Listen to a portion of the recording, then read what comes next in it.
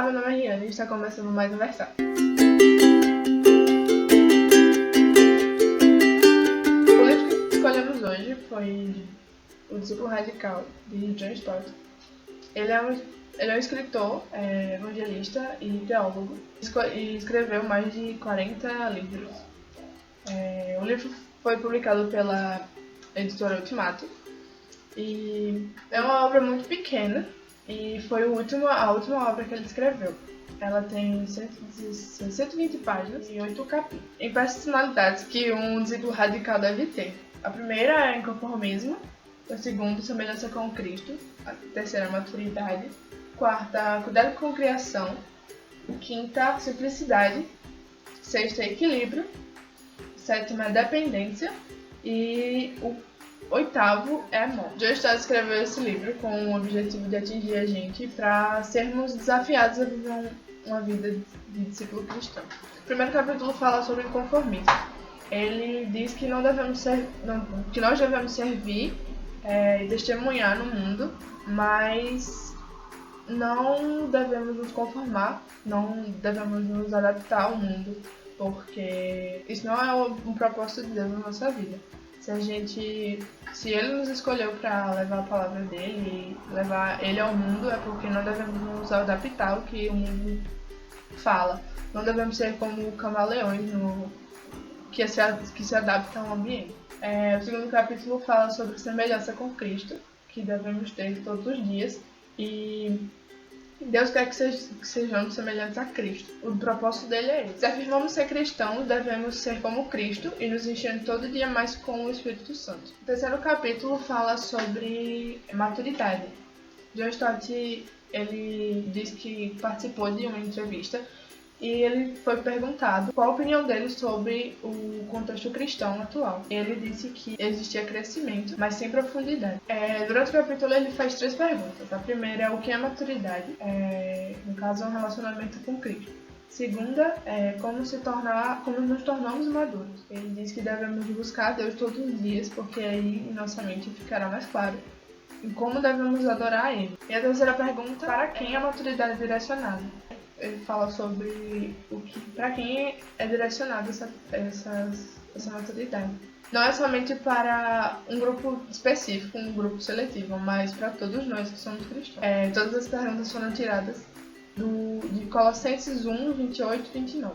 O capítulo 4 fala sobre o cuidado com a criação.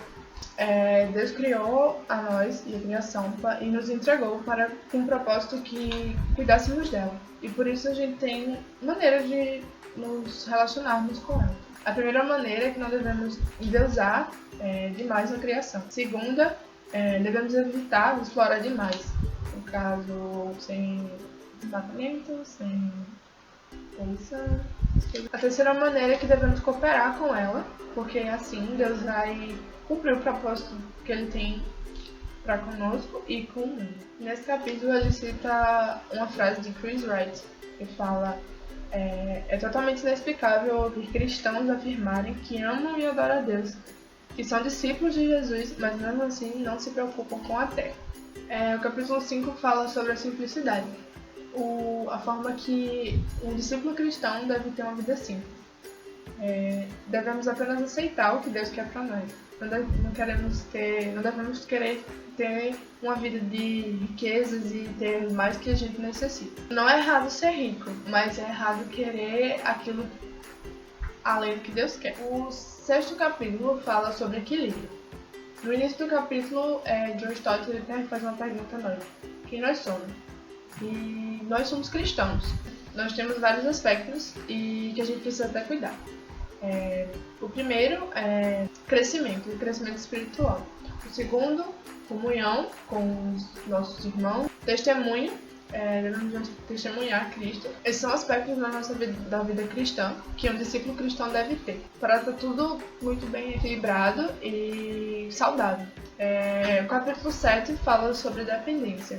Assim como a gente depende de Deus para tudo na nossa vida, nós também dependemos de seres humanos, dependendo do nosso próximo. Durante o capítulo, John Stott ele cita um versículo que está em João 21:18 e fala: Em verdade lhes digo, que quando era mais moço você se cingia e andava por onde queria, mas quando você for velho estenderá as mãos e outro o cingirá e o levará para onde você não quer ir.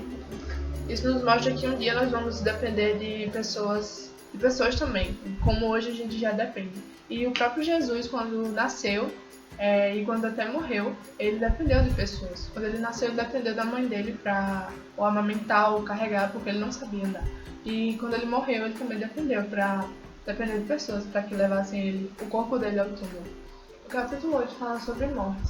E para um discípulo cristão, a morte não deve ser algo ruim, porque nos trará ganho.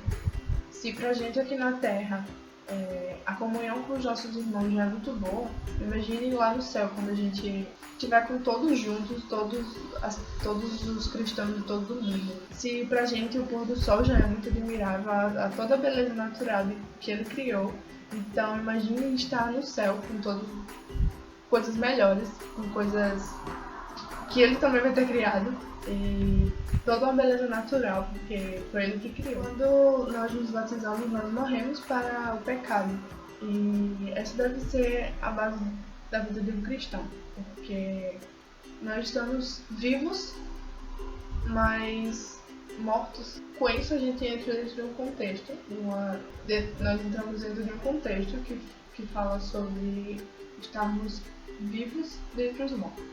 Então, esse foi mais um vídeo. Espero que esse livro tenha edificado a vida de vocês e vocês tenham se interessado. Até o próximo vídeo e curtam o vídeo e compartilhem. Tchau, tchau!